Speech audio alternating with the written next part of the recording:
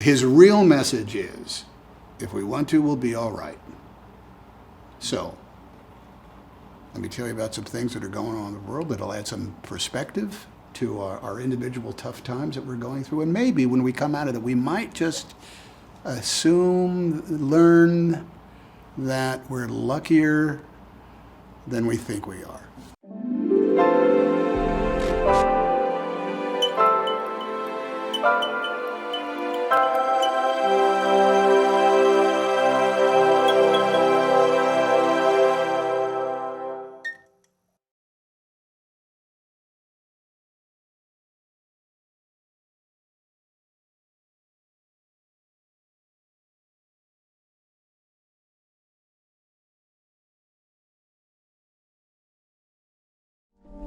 Ladies and gentlemen, my name is Captain Jefferson Kyle Kidd, and I'm here tonight to read the news from across this great world of ours. It's a movie about the exchange of information, that there are facts that are, when they are presented to an audience that is hungry for them, they are educated, and they're also enthralled, and they're also entertained by the news of the world. This movie takes place in the shadow of the Civil War's end. And from that, because of that, there is, in Texas particularly, there is strife and anger and defeat. Very little has been decided. And that anger, that anxiety, that ongoing conflict ends up being part of every town that Kidd goes to read the news in. His real message is, if we want to, we'll be all right. So, let me tell you about some things that are going on in the world that'll add some perspective to our individual tough times that we're going through. And maybe when we come out of it, we might just learn that we're luckier than we think we are. We are no longer sitting in a barn or sitting in a hall somewhere or a empty saloon. They are in India, and they are in a coal mine, and the theater of their mind is kicking into overdrive.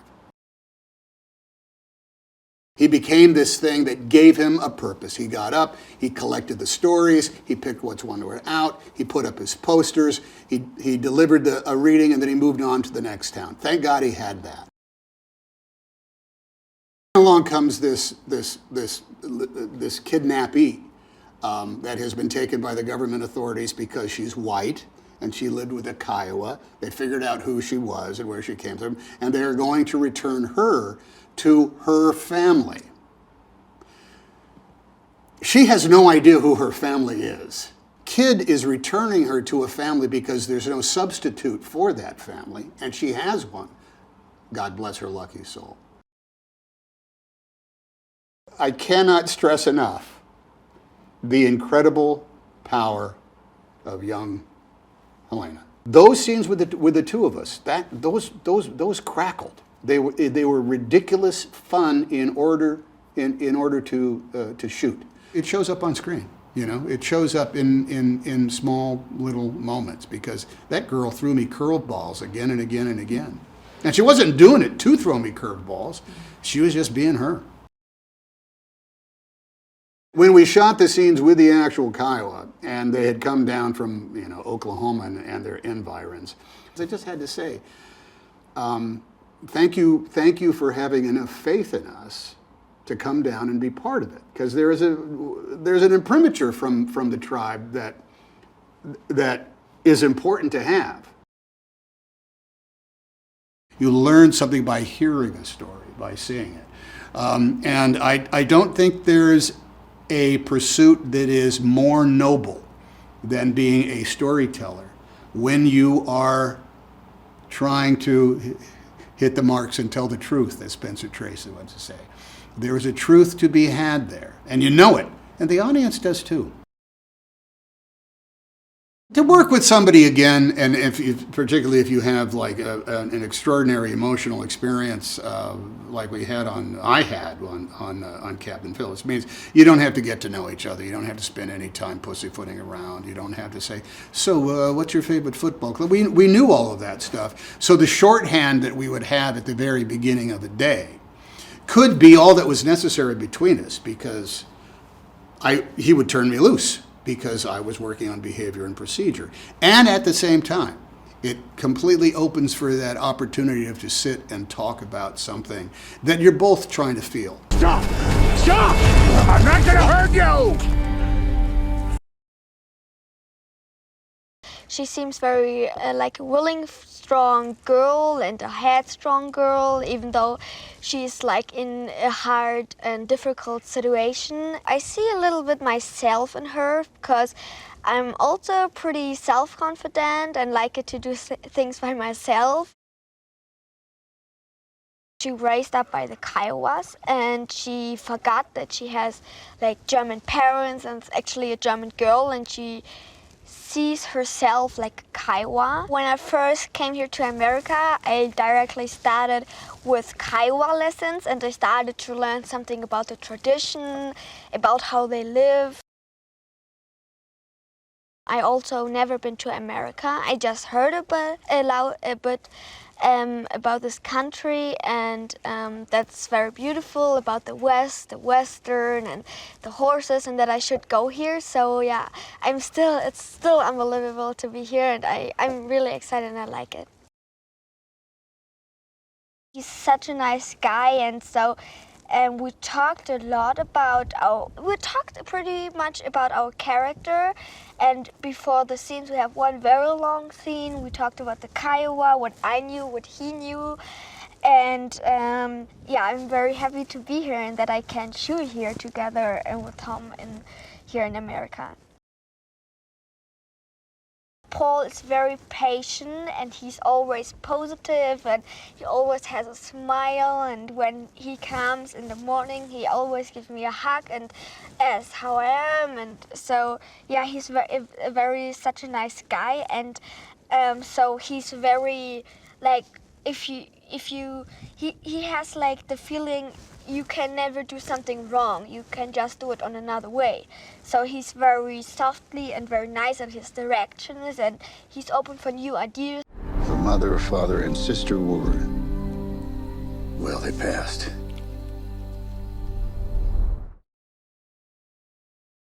Definitely as a film, it was a dream come true, for sure. Dream come true because it was a Western. Dream come true because it was Tom. Dream come true because it was a very redemptive film. Sometimes you want to tell a story that gets you to a better place, to a more healing place. That's what I wanted to do, and that's what I most love about this film. Well, it's about a man, Captain Jefferson Carl Kidd, Tom Hanks, who's a Civil War veteran. And when we meet him, he's wandering around South Texas, moving from small town to small town, and he reads the news. The world was changing very fast after the Civil War. Obviously, there were momentous changes happening and being contested all across the country, but particularly in Texas.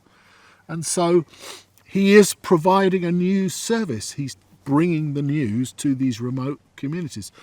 But he's not just reading the news, he's also a raconteur, and he's a storyteller and a master storyteller. And so when Captain Kidd comes to town for a nickel, you could sit in the barn and have a collective experience, a bit like how we do today in movies. And that was very much in my mind when I was making the film. It felt to me like these were like the movies. He meets, in strange circumstances, this young 11-year-old girl. And her story is a very compelling one. She's lost her German family way back in 5 or 6 years earlier, but she's also lost her Kiowan family too when when the army took her. So she's an orphan twice over. And that hits him very, very hard. This journey and this encounter with this little girl provokes him finally to go and confront his past. This journey of discovery for both of them, and ultimately it's a search for belonging, because both of them, you realise, are lost in various different ways. And that gives the journey tremendous emotional power, and obviously they have great adventures and they have to overcome great dangers, and that makes it exciting. But ultimately the journey is towards redemption. They don't call him the nicest man in Hollywood for nothing. You know, he is just genuinely a very nice man, a gentleman, piercingly intelligent. You could see she burned, and all the great actors do. It's like a calling. It's not a choice. It's who they are. And she's got that, the real deal.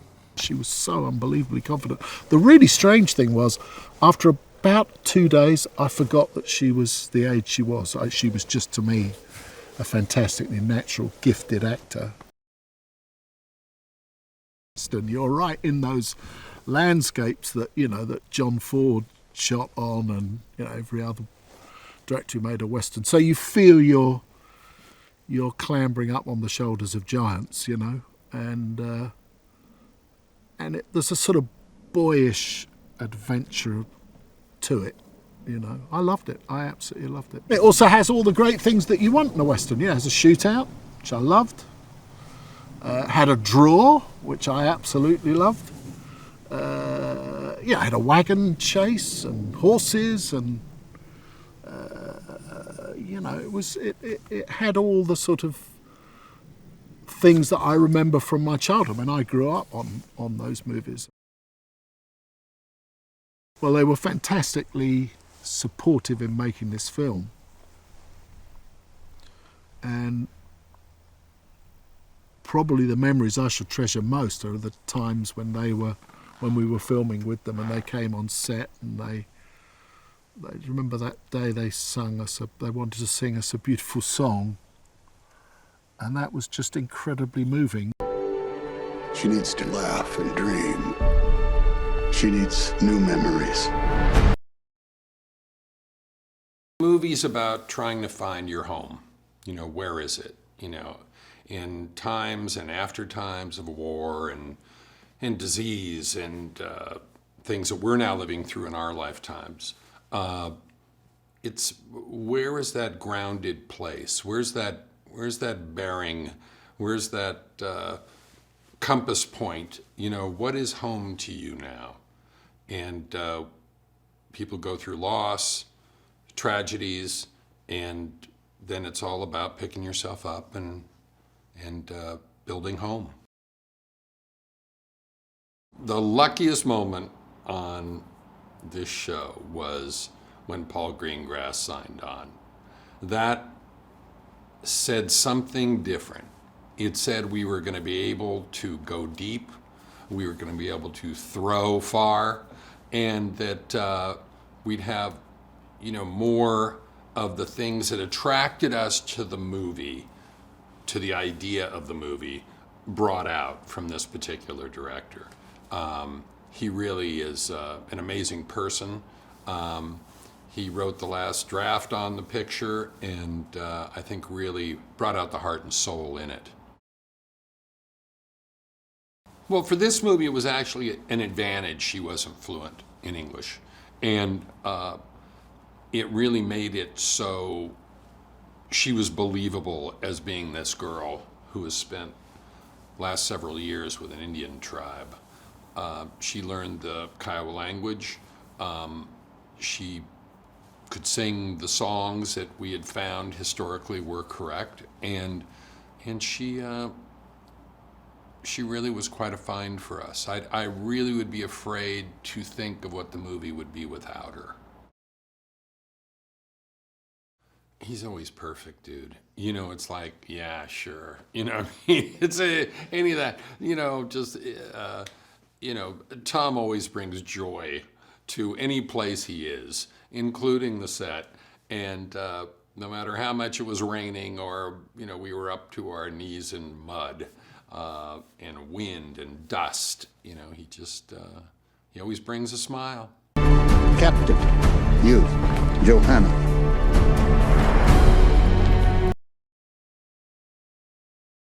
Well, I'd never done a Western before, so I was excited by just cracking the genre, dealing with horses and dealing with that, that reality. I think also being able to stand amongst other Westerns, delivering something that meets the standards is, feels real and good enough. I also love the challenge of creating a whole world where one doesn't exist. Going out and pulling all the disparate parts together and making a cohesive world is a very exciting challenge to me. That particular environment is stunning beyond belief.